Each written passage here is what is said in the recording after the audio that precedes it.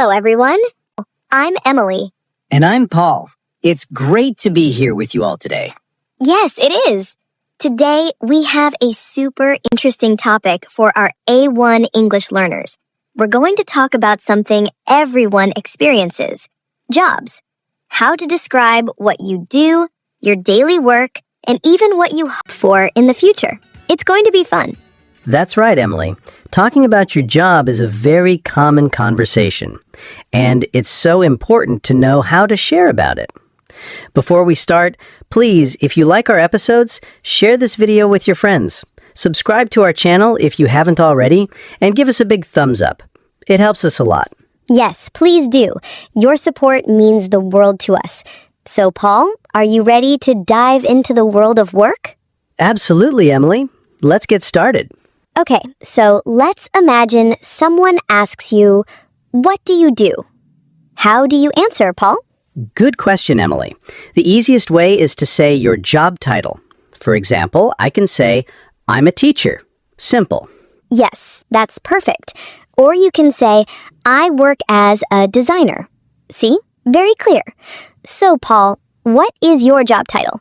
I'm an English teacher, Emily. I love it. What about you? I'm a presenter for Mr. English Channel, and I also work as a content creator. It's a fun job. That's great. And sometimes people want to know about the company. So you can say, I work for a marketing agency. Or if you work for yourself, you can say, I'm self-employed. Exactly. Like me, Paul, sometimes I'm self-employed. It means I am my own boss. Yes, that's nice. And what about your responsibilities? What do you do every day? Ah, yes, this is important.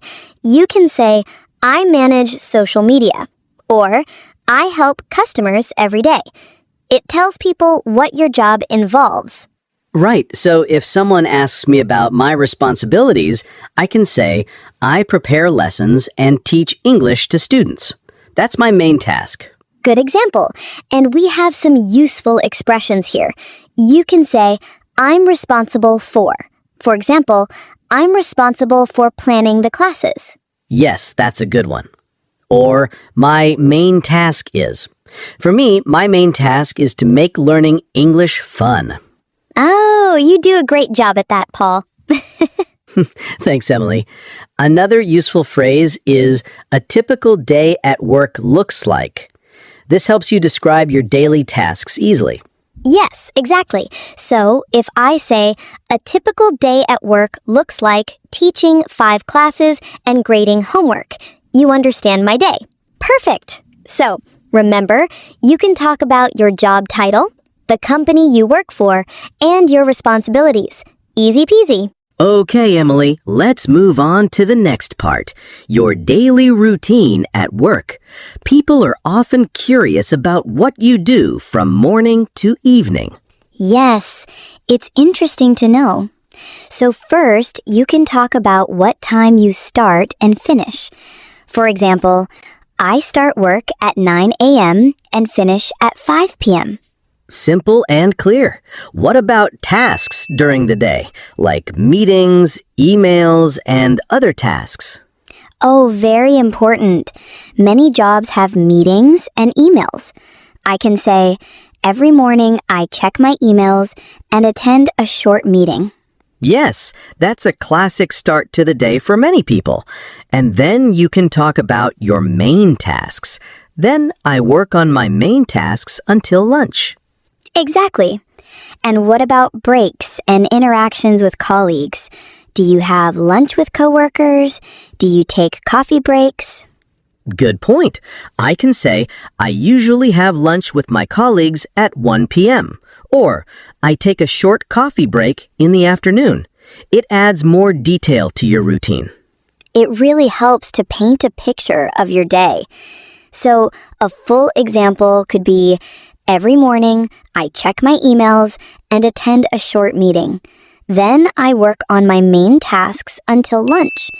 In the afternoon, I have a few more meetings and answer more emails. I usually finish around 5 p.m. That's a great example, Emily. It sounds like a busy day. My daily routine is a bit different. Every morning, I plan my lessons, then I teach students. After lunch, I teach more classes and sometimes have meetings with other teachers. I usually finish my workday around 4 p.m. That sounds like a fulfilling day, Paul. So remember, when you talk about your routine, think about when you start and finish, what tasks you do, and if you have breaks or talk to colleagues. Yes, it makes your description complete. Next, let's talk about your work environment. This is where you work. Is it an office, remote, hybrid, or outdoors? Yes, this is very common now. Many people work remotely from home, like us sometimes. That's right. Or you can say, I work in an office downtown. Or I have a hybrid job, so I work some days at home and some days at the office. And some people work outdoors, like a construction worker or a park ranger. I work outdoors. It's very nice. That's true. And what about the atmosphere? Is it a formal or informal workplace? Good question. A formal workplace usually means you wear a suit and there are many rules. An informal workplace is more relaxed. Maybe you can wear jeans. My workplace is usually informal. We can wear comfortable clothes. Mine too. I love that. And how are your relationships with coworkers? Are they friendly? Do you work closely together? Very important. I can say my coworkers are very friendly and we often help each other. Or I work in a small team and we are like a family.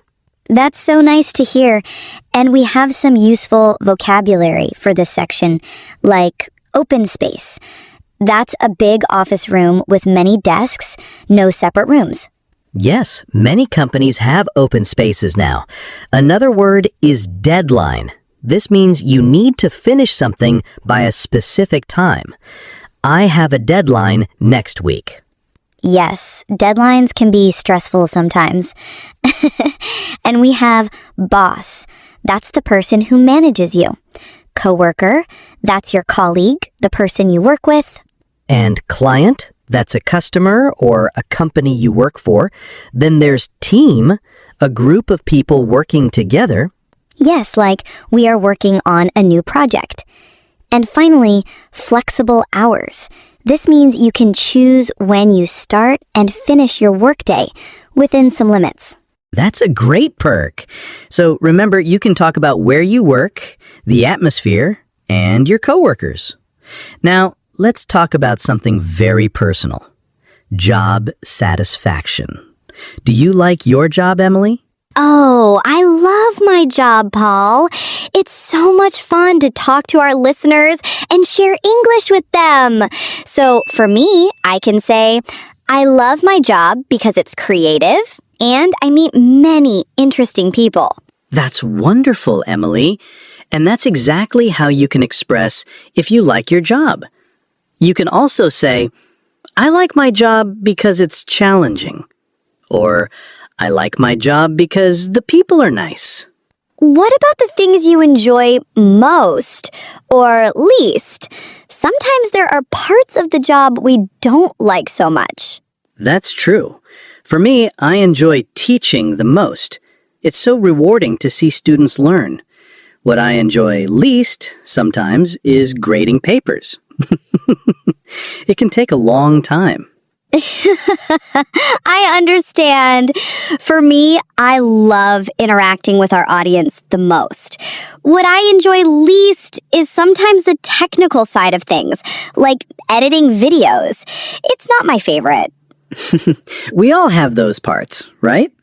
And sometimes people don't like their job, and they would like to change jobs. Yes, that's a very common feeling. You can say, I'm looking for a new opportunity. This means you want a new job. Or, I want to find a job with better pay. Or, I want a job that is closer to my home. We have some more useful expressions here.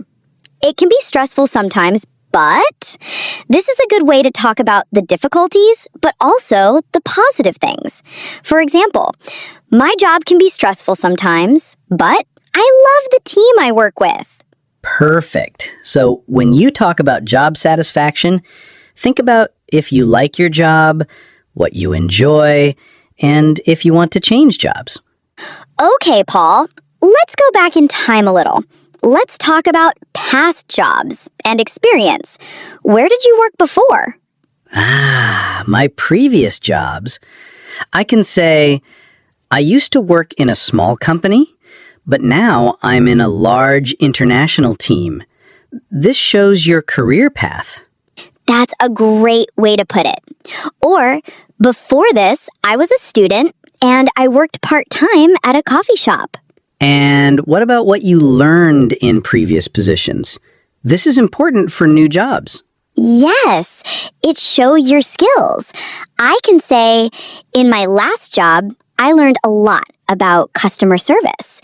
Or, I learned how to manage a team. Very good. And this helps describe your career path so far. It's like a story of your jobs. Exactly. So if someone asks about your experience, you can tell them about your old jobs and what you learned.